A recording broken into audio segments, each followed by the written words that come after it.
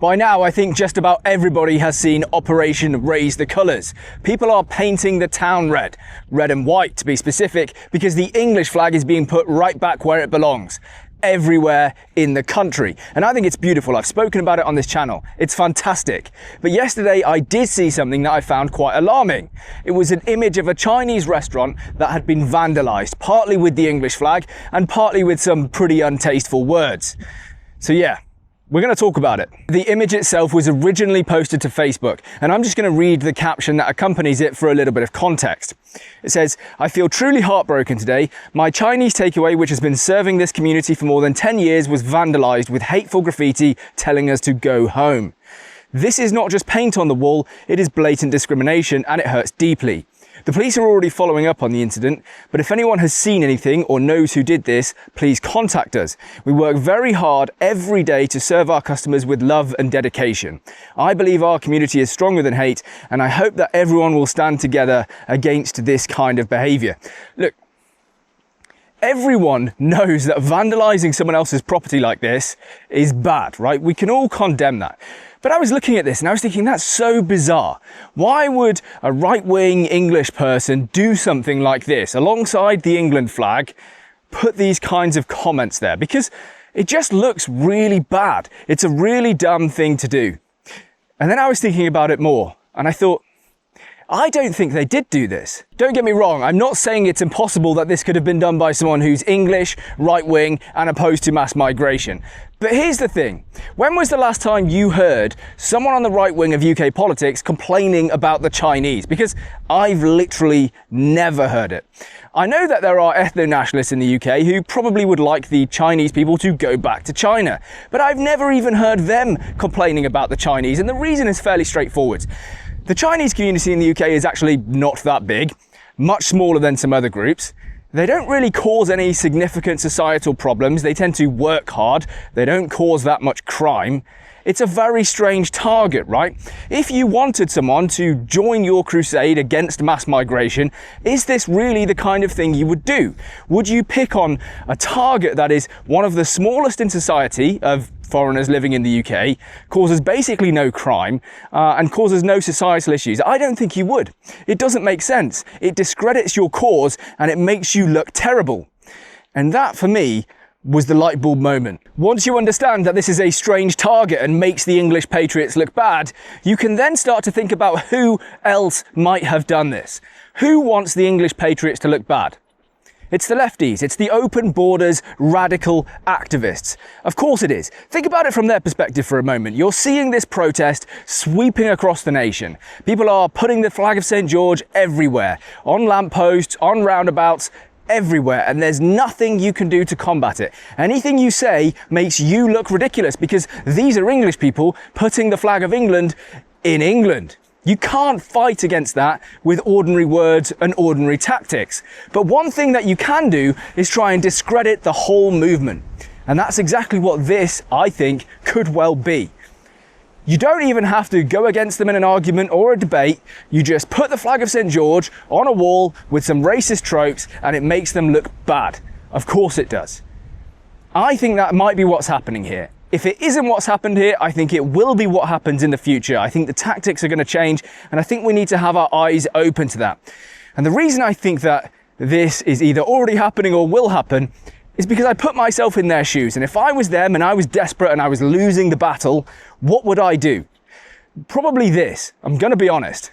Not that I would ever actually vandalize anything, just to be clear, but putting yourself into their mindset. By the way, this isn't the only incident I've seen of this taking place. There was another story which was kind of funny, I guess, of the flag of St. George being painted on a roundabout in Wales.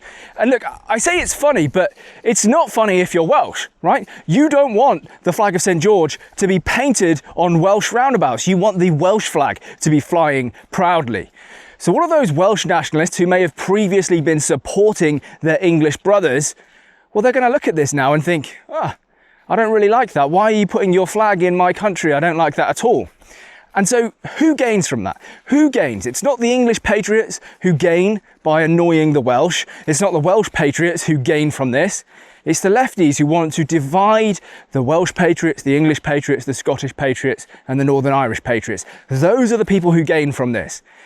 It makes you think. There's a reason, by the way, that these new tactics are being used or will be used, and it's because the left are losing their grip on power. They're losing their stranglehold over all of the narratives in the UK. For the last 30, 40, 50 years, the left has controlled the political landscape in this country. And the way they've done it, really, if I'm going to be honest, is by calling everyone they disagree with really bad names. But you know what I saw this morning? I saw an article from a lefty saying, calling our opponents fascists doesn't work. Yeah, it doesn't. And do you know why? Because we all recognise that you've been in control of what's happening in the UK since at least Tony Blair, but honestly, a long time before that. And the problems keep getting worse. You keep calling us the bad names, but you keep screwing up the country. And so it's just not going to work. People are going to become immune to the names that you're calling them after a while. And they can see that this is happening, right? The left, I think, are kind of in panic and spiral mode now, because no matter how many times they go to these counter protests and call everyone racist and fascists, the numbers keep growing. People don't care. People no longer care about the names you're calling them. So the old tactics don't work. And what do you think the left's going to do? Are they just going to give up the fight? Of course not. They're going to adopt new tactics. And I think trying to discredit what we are doing, things like Operation Raise the Colours, is exactly that. It's them trying new tactics, trying new things out. And so we just have to be aware of that. Now look, it's not all bad news. I just want to be clear. When I said the left has controlled the narrative in this country for the last 40 or 50 years, that is true. But it's changed significantly. We are setting the narrative now. People on the right are setting the narrative. Pretty much every political party has moved to a position of, we're going to do deportations, right? The right wing in this country are winning and the left are starting to panic. So you will see things like this happening more and more, these little sabotage missions. And we just have to be aware of that, I think. Just have to keep our eyes open to it and call out any kind of bad behaviour when we see it. It's a good thing, right? We used to be reactive, the left used to be proactive, and that has completely flipped. I think this is good. We've just got to be aware. Look, for anyone who thinks that what I'm talking about here is too outlandish to possibly be true, it's basically false flag operations. And governments have either entertained or done these throughout history, right? All the way back in the 1960s, the CIA wanted to allow attacks to occur in America so that they could justify foreign wars. Now, fortunately, the president said, no, we're not doing that. That's ridiculous. But this kind of thing is either being entertained or done by governments all over. So if you think that governments are doing this, why is it a stretch of the imagination to think that a bunch of random radical left-wing activists are also doing it? I think they are.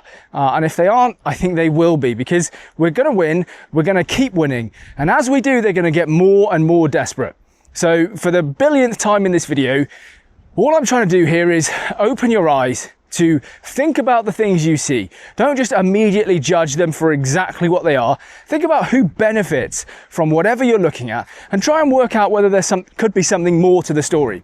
That's pretty much it. That's all I want to say, and I think I'll leave the video there. Please do leave a like, comment, subscribe if you haven't already. It's great to have you. Beautiful day, nice walk with the dog. Things are good, right? We're going to win, like I said. Peace out. Actually, there's one more thing I'll say. I put out a video yesterday that was removed very quickly for a terms of service violation, and I'm just going to explain what happened. I made a video about the Scottish girl in Dundee with the axe, the girl that's gone viral. I'm pretty sure most of you have seen that video clip already. Now, in that video, I included the clip. I played the clip, and that's why the video was taken down, right? Fine. Now, it's interesting as a case study, I think, because millions of people have seen that video. Elon Musk shared it. American politicians are talking about it. It's all over X. It's all over YouTube. I've seen 50 other YouTubers who've played that exact same clip, some of them with millions of subscribers. That's all I'm going to say. My video got taken down for a terms of service violation for doing the exact same thing. Is that fair? Probably not. Is life fair? No. Do we take accountability for our own actions? Yes, it is what it is. Okay. I made the video. I put it up. YouTube determined that it was a violation of the terms of service. And so I'm just going to be very, very cautious and careful in the future so that I'm not on the wrong side of those rules. That's it. That's the end of the story. Is the video coming back? No, it is what it is. I don't need the grief. It's in the bin. Nothing more to say on that. Hopefully that explains it to some of you. I know some of you are curious. I've seen some comments. That's the story. End of.